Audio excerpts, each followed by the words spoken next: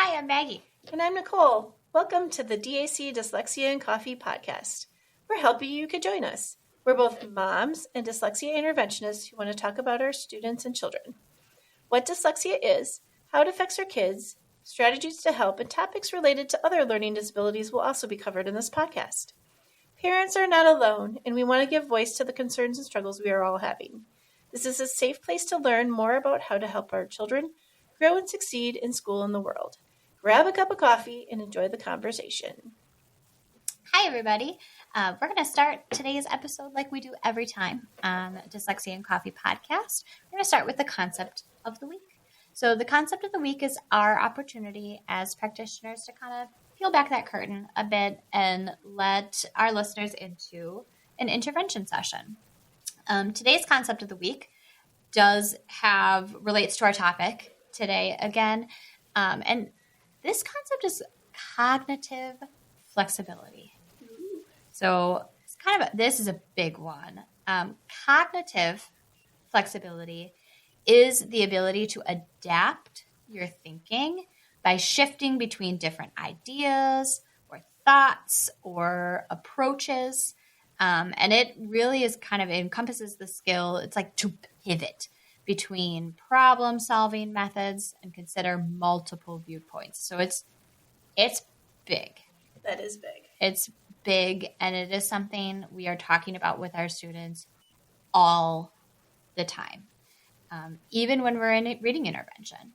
Correct. Right? When we're reading words, sometimes there could be more than one way to say something.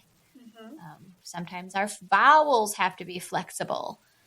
Sometimes the meanings are flexible. Yeah, exactly. So it is a huge one, and it is our topic today.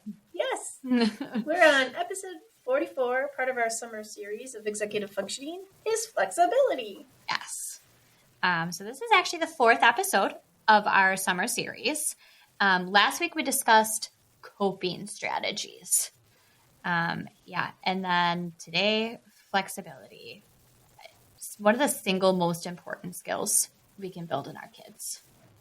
Yeah, definitely. I used to have a colleague who would call this the F word because anytime we had to talk about flexibility, there was definitely a collective I don't want to talk about flexibility. And yeah, we used to call it the F word. So our goal is to teach our kids the difference between flexible and rigid. So tell us more about what rigid is. Yeah, so, first I want to talk about why, right? So when we're flexible, we are more efficient and we get our needs met. Mm-hmm. So when we're rigid, we don't, right? So rigidity and flexibility are opposites of each other. And that's something we're going to kind of build in to our kids. All right. So we want to talk about both flexibility and rigidity and talk about the differences there. Right. Because when we're flexible, we can actually get what we need, and we can get more done. Mm-hmm. So our plan is to talk about flexibility at home and rigidity. We want to give the kids the language to talk about both flexibility and rigidity. And our do is to practice being flexible in different situations and model flexibility for our children. Yeah. And we're going to check it. We're going to ask ourselves, how did that go? What are the next steps? We're going to kind of be that constant check-in process, right? This is kind of like a reciprocal process. It's just going to kind of keep on going. Right. So some helpful language for our kids are, flexible means you can bend easily without breaking, kind of like a rubber band, right? You can pull it and push it and make different designs out of it and it doesn't snap. Mm-hmm. Where rigid means something is stiff or hard and it will break easily if bent. Something like a pencil. Yes. You can, my kids about hit the deck when I snapped a pencil in half when I was talking. They were like, what did you just do?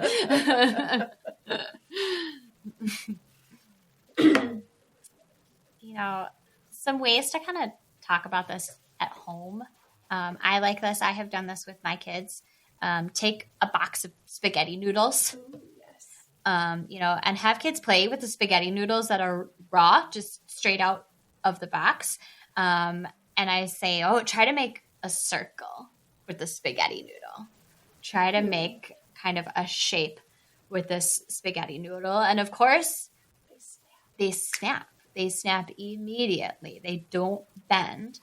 But then I will give my kids the cooked spaghetti noodles. Mm-hmm. And I'm like, okay, well, now to try to make a circle out of that. And they can do it because the cooked spaghetti is flexible. And so we kind of talked about what's the difference between the spaghetti noodles, right? The raw spaghetti noodles, they can't bend without breaking, but the cooked spaghetti noodles, they can easily bend and they can easily be reshaped. Another activity you could do is go on a scavenger hunt or brainstorm different objects that are flexible versus rigid. So you talk about what are flexible versus rigid things in nature too, right? Because there's different things in nature that can be flexible versus not so flexible. Yeah. Like a stick of wood. Right. Something like a twig snaps quite easily.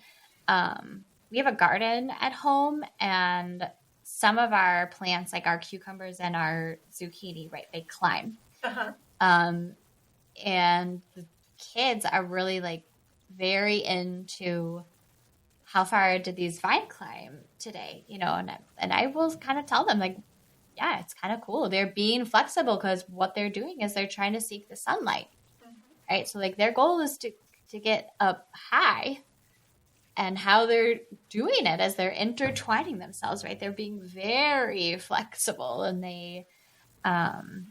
we like to go into the forest, and you can look up into the trees, right? And the branches, right, have kind of tangled themselves because they're trying to compete for sunlight. But I think that's kind of cool because, a tree we think of as so solid. Right. But really, they're not. They're very adaptable, which I think is very cool. And even you can talk about their roots too, right? Yeah. Because their roots in the tree, they go where there's water, and they have to be flexible because sometimes there's no water right there, so they kind of spread out to places. Yeah, like in your pipes. I was going to say, where you don't want them to go. You do not want them to go. But they end up there anyways. Yeah, they sure do. They sure do. Another idea is, tell your kids that you're going to do a little science experiment. So you can have your kids try a variety of really simple tasks 2 different ways. So some things like make a peanut butter and jelly sandwich, or try to draw a picture, make something with Play-Doh. If you're outside, you could do some kind of obstacle course, or any other ideas that you have that are kind of some simple tasks that your kids know how to do. Yeah. Nothing super novel. Right. Right. And you can do this more than one time. This does not have to be a one and done thing. But the first time you try to have your kid complete the task with a really rigid body. So you tell them to keep their muscles really tight and try not to move your arms and legs very much, and kind of, clinch, even having them just do that part. What's the difference between a rigid body? And then the second time you have your kids do this with a flexible body, right? You can move easily. You're not holding yourself in too tight, and then you talk about how did that go? Right? When you were trying to do something with an extremely rigid body, how long did it take you? And you can use a timer if you want. Some kids would love that. Some kids would hate that. You got to know your kids. You gotta know what's available to them, because this should be fun. Right. This should be a fun activity. We're not trying to upset them. And then you talk about maybe which way was faster and why. Yeah. You know, so all those activities kind of explore the idea of physical flexibility, which I think is easier to depict because it's more concrete. Right. Sometimes kids really struggle with the idea that we can actually also be flexible in our minds. Mm-hmm. But if they have that connecting, right, you can always kind of call back to, remember about cooked spaghetti? Mm-hmm. Remember how cooked spaghetti kind of bends and it can do a lot of different things because it's flexible. Right. So when we're talking about cognitive flexibility, we can call back to the things that we did, right? Kind of call back to those physical activities. Talk about a rubber band versus a pencil. Mm-hmm. All that kind of really, really helps our kids bridge that gap. Yes. And being flexible in our minds means being able to change our ideas, do something different than what was planned, think about something different, consider new information, and keep an open mind. Yes. I like this. I used to do this in the classroom, and I also do this at home with my kids. Kind of a way to kind of introduce this idea of cognitive flexibility. Very different word. The idea of cognitive flexibility is talk about some accidental inventions. Ooh, that's a good idea. Yeah. So I have some fun stories. So one example is silly putty. So an inventor named James Wright in the 1940s was trying to invent an alternative to natural rubber. This was during World War II, and there was a shortage of natural rubber, but the Army needed it for tires and for boots. Right. So James' invention that he came up with, it could make like perfect copies of items, right? Like he would press it into things that would make perfect copies. It could lift the print from a comic strip, but it could not be used for tires or boots. So he gave up on it. And he just completely scrapped the project because it didn't fit his original idea. Well, a few years later, a businessman named Peter Hodgkins saw the putty and thought it would make a great toy for children. So he packaged it into colorful plastic eggs and he sold it. So this was obviously wildly successful. Right. We still have silly putty today. Right. I recall many, many times plagued with silly putty. Mm-hmm. It went on to have different iterations too. It was actually used in space. Right? The Apollo 8 astronauts actually used silly putty to hold their tools in place while they were on space missions. Funny. Whoa. So, cognitive flexibility. Mm-hmm. Wow, this first idea didn't work out. But the second one did. The second one sure did. Some other fun examples. I like this example. Chocolate chip cookies. Yes. Ruth Wakefield, she worked at Toll House and used chocolate pieces to make chocolate cookies, and they expected that the pieces would melt. Yeah, but they didn't. And Ruth did very well. Ever is chocolate chip cookies. Yeah, Ruth did very, very well for herself after that. Potato chips were another one. They were invented in 1853 by Chef George Crumb, which is kind of funny. That is actually his name. Yeah. When a customer kept sending back his fried potatoes because they weren't crispy enough. So he got really frustrated and he sliced them really thin and fried them for a long time as kind of in spite. But then they were potato chips, and we know how that went. Again, wildly successful product. You just have to go to the grocery store. Yeah.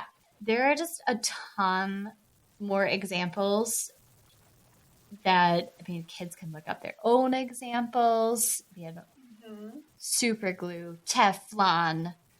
Right. so many things that are accidents.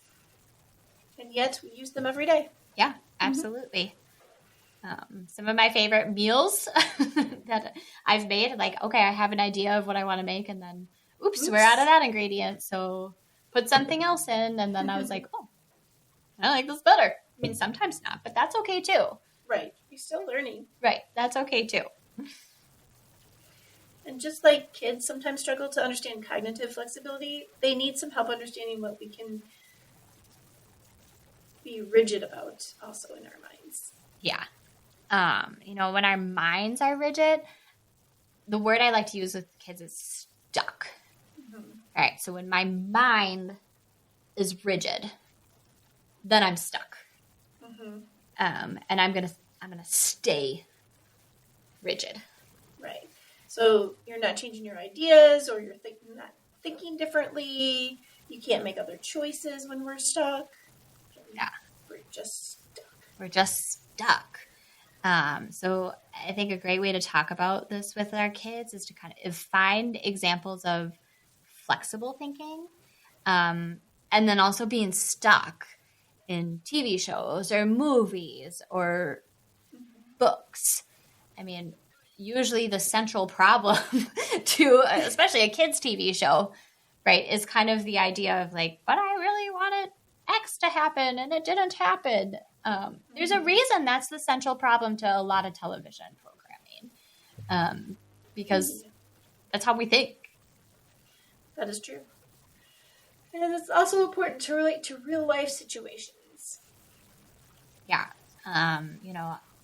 I try to model this, right? I kind of get like a script in my head, right? Like I felt really stuck when I wanted a specific kind of food for dinner. We were out of an ingredient at home, so I went to 2 different stores to try to find it. I wasted a lot of time in the grocery store, right? And now dinner is late. Everybody's hungry. I mean, again, real situation that has actually happened. Right. And then I kind of think, what could I have done better? I do allow my kids to pick on me sometimes, right? Like, okay, so, because we all have our things that we're just a little maybe too rigid on. And it's okay. I kind of like it when my kids nicely point out to me that maybe there's a different way that we could be doing things. I've never eaten that kind of food before. Should I keep an open mind? It looks really funny looking. We went to a kind of a conference not too long ago, and they had purple cauliflower, and I looked at it. Oh. And I looked at it. And you're like, I don't know. And I'm like, okay, I'll try it. But it took me a minute because it wasn't the typical color. Yeah, it's not the idea you have in your head of what it should look like. What it should look like. Yeah. Right. And I mean, kids are very much like that. Exactly. When Catherine was younger, she had a blue plate and she could only eat on the blue plate. Oh, yeah. Oh, that was awful. Yeah. I'm so glad we're past the blue plate. Oh, my goodness. But because it had to go everywhere with us. Because that was it. She wouldn't eat if it wasn't on a blue plate. Oh, my goodness. Yeah. And kids with like dinosaur chicken nuggets, right? Oh, yes. Okay, it's circle or not circle? Yeah. Why is that a big? But it is a big thing. It is a big thing. Also, I got really stuck trying to find the shoes that I wanted to wear, to work or to school today. I spent too much time looking for them, and now I'm late. Yes. I think we can all relate to that. We can all relate to that, right? Or, I mean, it seems like every morning in our house a little bit with my daughter. She has a very specific idea of what she wants to look like. And boy, help us all if what she has in her head is like in the dryer or something, or in the wash, because it's very difficult for her to see her way out of, that's just not what I'm wearing today. You have plenty of clothing options available, trust me. Yes. sometimes we find that if we go to an ice cream store and they're out of the one that they really wanted, yes, they can't seem to pick a different flavor. Yeah. And I can totally get that, right? I mean, who cannot relate to that situation where you have a very specific idea in your head, something that you want, and it's just not an option right now. And that is a really big feeling. And you do have a choice, though, right? I can get stuck and I can be mad and just not have ice cream at all. Right. Or I could choose something else and I can still get something that I will still like. Exactly.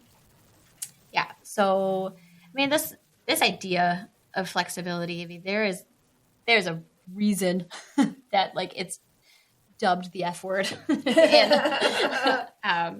in education.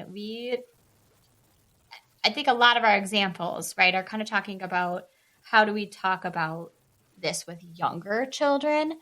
But I would be really remiss here if I did not say yet again, this idea needs to grow up with our kids. I think a lot of the problems we experience as adults is our inability to be cognitively flexible. Yes. We do have to, that is a skill we really, really do need to have. And kind of the human brain isn't really naturally designed to be flexible. Right. We are kind of designed to be like, this is what I want, and I'm going to do everything in my power to go get what I want, instead of allowing our prefrontal cortex to step in and say, okay, maybe we need to be thinking about this in a different way, or maybe we need to kind of pivot and do something else right now. Right. And it can be hard to decide. It can be hard to decide. I think circling back to kind of our idea, right, the silly putty, right? Okay, his original idea didn't work out, and maybe he scrapped it because guess what? He still needed to, there was still a need, right? He kind of probably had to put that idea to the side for a little bit. Right. There was still a big problem to solve. So it is not as simple as I need to be totally flexible all of the time. Right. It is having the executive functioning enough to keep yourself regulated. Kind of going back to last week's episode, right, we talked about coping strategies. Right. There's a reason those coping strategies are a prerequisite to talking about being flexible. We can't be flexible if we're in, red brain. That is true. We can't. And so it's we really can't talk about this skill or really build it in a meaningful way until we have enough positive coping strategies to actually practice, because that is really the only way we do get better at flexibility. Correct. And sometimes it is just talking out loud. I mean, the joke in my family of origin growing up, and then I think I've really kind of continued the tradition is, the movies with Clark W. Griswold, right? The National Lampoons. The joke in my family is that my dad is Clark W. Griswold because he really is. He really is. If there is a plan, he will try to execute it, but nothing will go correctly. Nothing. At every single step, something will go wrong, and it usually is pretty hilarious. And we're like, well, that completely didn't work. I mean, really.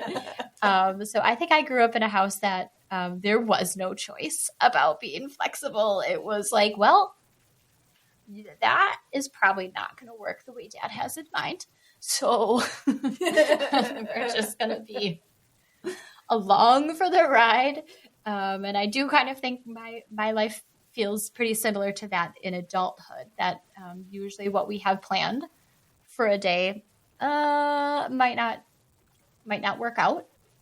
And we have to really think about, that. Got to do things a different way. Yep. You know, there's a lot of that. And I think it's important to kind of build that in. For me, it doesn't take a lot of work because it happens naturally in my life. Mine too. But, you know, it's kind of calling those things out and doing that modeling, right? Right. Okay, the giving language and words to things for the kids, right? I am stuck right now, or I'm feeling X. I need to come up with a different plan. I need to be flexible. You know, even preparing my kids for a day, like, okay, the plan could be, I mean, something last week, right? The plan is usually my mom picks them up from summer school. But she had an appointment, and so she might be late. So it will either be grandma or it will be somebody else that you do know. You know, but it's like, well, it might go one way or it could go the other way. And so you have to be kind of okay with that. Yeah. Yeah. Sometimes I think there's a little danger, especially for our kids with anxiety. We really try to like preview their day so much for them. And we try to make their day extremely predictable. Right. Which has a really dark side. Right. Because the inevitable is something is not going to go the way that child expects it to go. And the anxiety will put you in red brain real fast when that doesn't happen. So the real skill is building flexibility. It's great to have a plan. Right. But how do you cope with things when that plan does not occur, right? When what you expect does not match the outcome. Then you need those coping strategies. Right? And that, again, that's that flexibility piece. That's that cognitive flexibility. So it's a really important skill. Yes, it is. So, Maggie, what's happening outside of dyslexia? Oh, my goodness. Yeah, I feel like I kind of say this every week, but boy, it's been busy. I feel like it has just been a really busy week. And we've got kind of another one coming up. We're excited. I live in Heartland, Wisconsin, and we have our little hometown celebration this weekend. So it's kind of our local little festival. We do the fireworks and do the parade. My kids are going to be in the parade on Sunday for Cub Scouts. So they're going to be marching in the parade. So they're pretty excited about it. I don't really know what the weather is supposed to be other than hot, but we're just going to roll with it and have the best weekend available to us is what we're going to do. Yeah. What's going on with you, Nicole? Well, kind of same, very busy. About a couple of weeks ago, my husband took our children to Iowa to visit his parents, and it was Catherine's first time she was able to stay through an entire parade. That's amazing. It is amazing. So she did have her headphones on, and she was able to sit there. But okay, that's big. It is big. Yeah. Usually we leave in the middle or in the beginning. Sometimes we do not complete the activity. We do not complete the activity. So it was really a first for her. Yeah, so that's awesome. I was very proud of her to be able to sit through that. And then she told him that it was time to leave. Hey, because she couldn't do anything else. And you know what? That's okay. That's great. I mean, that's actually really positive coping skills for her. That's amazing. That is amazing. That's really cool. So awesome. Yeah. I don't know if we'll be able to go to another one this summer or not, but we got through one. Yeah. That's awesome. Thank you, everybody, for listening.